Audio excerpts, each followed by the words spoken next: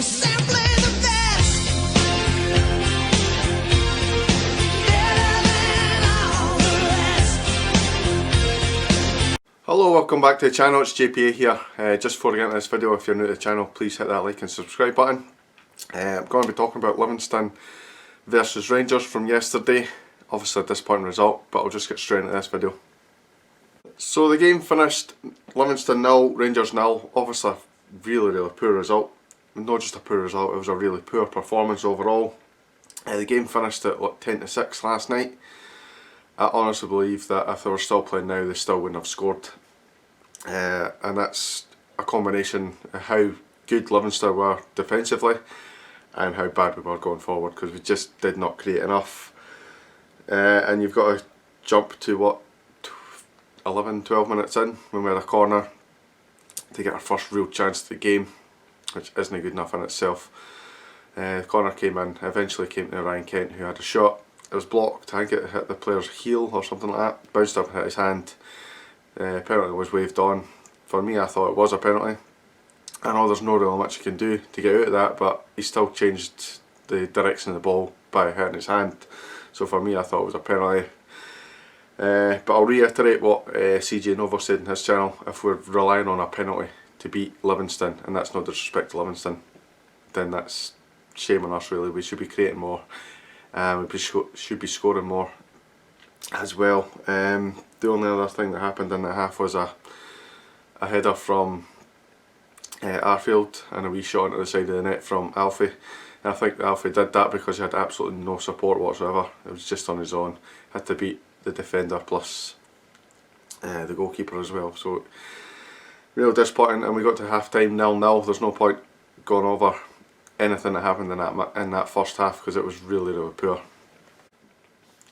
We came out for the second half. We were slightly better.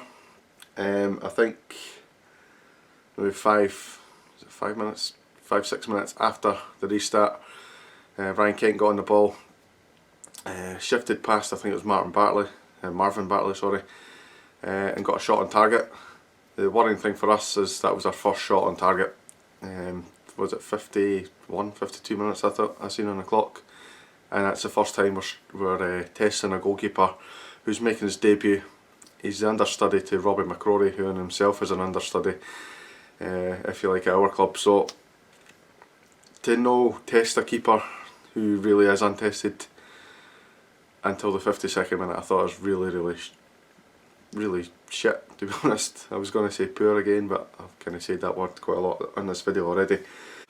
The next chance fell to Alfredo Morelos, who's probably the one player on the pitch you would want the chance to fall to, at the back post with a header. All he has to do is kind of direct it on target. Doesn't jump high enough and it goes sailing over the bar. Really disappointing, and it was at that point he was subbed off as well. We did have a chance from a free kick. It was Borna Berisic's territory again, and instantly just before the free kick, when we won the free kick, it was actually probably one of our best bits of play. Kamara attempted to play a 1-2 with Morelos, and if it came off it would have been a really good move, but he was just taken out of the play. I think it was Jason Holt, our former player, who took him out.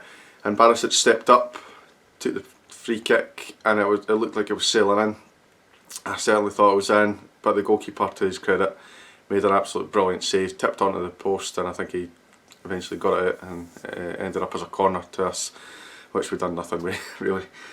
And the only other chance to really talk about, well, two chances rather, one for us and one for Livingston. Livingston, although they didn't go forward an awful lot, and this is pretty much the only chance I think they had in the game. Sibbald saw McLaughlin off his line, tried to chip him from just inside his own half, and it almost came off for him. McLaughlin did well to get back and stop it. And the only other chance was Ryan Kent firing wide in injury time. Wasn't good enough. So that was it. Finished 0-0. Really poor performance again. And I say again because obviously that's the first poor performance of the season, but we've seen this many times. We've seen it last season. I can't even remember the amount of games that we dropped points in last season. It wasn't as much as the season previous, but we've done it ever since Gerrard's come in here, and I'm not blaming Gerrard for that, because I think we were the same under Warburton and Caixinha and that as well. We'd come up against this low block and we just would not know how to deal with it, and we've got to come up with another sort of plan. In terms of man of the match, I've gone for Ryan Kent, and I think he only got it because the other 10 on the pitch weren't that great, apart from obviously McLaughlin making that save towards the end. Yeah, Kent gets it. So Kent gets it really by default because the other players were so poor. Kent was our only player looking likely to create something, but that in itself is a bit strange because I tend to feel like he kind of overplays it at times. There were so many times he just takes an extra touch or tries to beat another man and just either get it in the box, take a shot, lay somebody off, do something. Just didn't try and take the whole team on and then run it in and then eventually win a throw-in or something. It's no good enough. Now, quickly talk about the substitutions we brought on. We brought on Roof, Barker and eventually Itten. I'm going to be really critical about the substitutions. Now, looking at the bench, it was probably all I had to work with in terms of attacking options.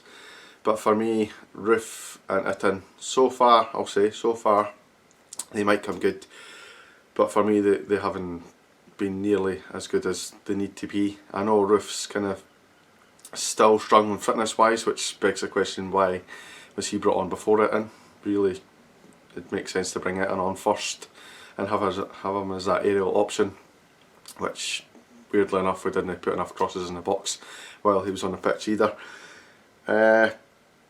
Hopefully they come good, as I say, but for me they're disappointing signings so far.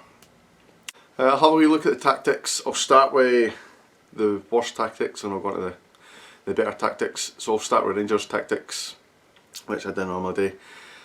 For some reason their tactic was just to sit with the ball, use the ball in midfield and try and coax Livingston to come out and come after us so we could kind of open them up a bit. That was never likely to happen. For that reason alone, I think our tactic failed. We didn't seem to have a plan B when we realised that we weren't going to break them down. And as I say, it just wasn't good enough. We weren't penetrating them enough, we weren't going forward. It seemed like a lot of the game was played between Goldson, Helander, Jack and Kamara, just in that wee middle section of the pitch. As I say, no penetration, and I know Livingston were sitting quite deep, but we didn't push on in front of them and get balls. Crosses into the box, we just didn't test our keeper enough, as I've said. We didn't take enough shots. Now I know it's difficult to take shots outside the box when there's 10 men right in front of you. I understand that, but play a couple of 1-2s, play the ball quickly, get it out to your wide men if that's your option, get the ball whipped in, even if it's looking for a second ball or something. Just do something that's going to influence the game and influence and creating chances. And that's pretty much what Rangers' tactic was. Very poor on the day, and the tactic once again did not work.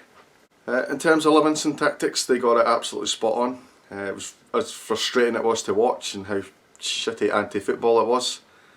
You've got to say they've done their jobs. They played the old 10-1 formation where they had 10 defenders in the box at all times, and they had one target man who were just punting up the ball to. And a couple of occasions he did win the ball against Helander. And my worry, particularly at half time, because there was one incident which I didn't mention where Helander was beaten to the ball by Marvin Bartley and he sprinted right the way through, and we were lucky it was Marvin Bartley and not somebody like a Lyndon Dykes player. I know he wasn't playing, but that's the only example I can kind of think of for Livingston going forward. But if they'd had a more attacking player who was a little bit quicker, he would have got in quicker. We did manage to get back and clear the danger. I think it was Ryan Jack cleared it, but that kind of worried me, the fact that Helander and Goldson were playing right on the halfway line, and if they did get beat, they did not have the pace to get back. Anyway, back to Livingston's tactics. I thought they were absolutely superb to a man.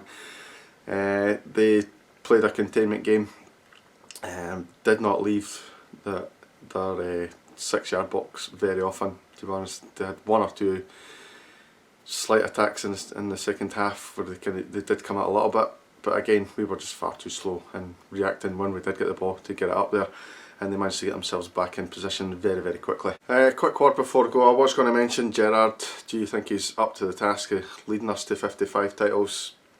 My opinion on this is no. I'm not trying to be too, negative about it, and I know it's early days in the season, but for me it's a warning sign. Alarm bells are ringing already that we cannot break down these teams. We've seen it so many times last season, particularly in the second half of the season. Teams like Kilmarnock, Motherwell, St Johnstone, they're very difficult to break down. We're playing Kilmarnock next week. How's that going to go now that we've pretty much put a bit of pressure on ourselves, when all the pressure realistically should have been on Celtic if we had won the day, yesterday, sorry. It doesn't seem to have a plan B, and I know that was a big problem with Mark Warburton, where he just kept the same, not the same team, but the same kind of formation really. The fact that we played two defensive midfielders in there just baffles me really, it really does. Play one, obviously, because I know we push our full-backs forward, so that's why we play the defensive mids in there. But against Livingston, we should have had an extra man up top. In my opinion, Itten should have started before probably Arfield or Kamara. At least one of them should have come out, and we should have had a target man in there. Can imagine a big target man there, laying it off to Morelos, for example, getting crosses in the box. It would have been so much more effective, in my opinion. We left it far too late to do that, and to the time it came on, we didn't even put very many crosses in the box anyway.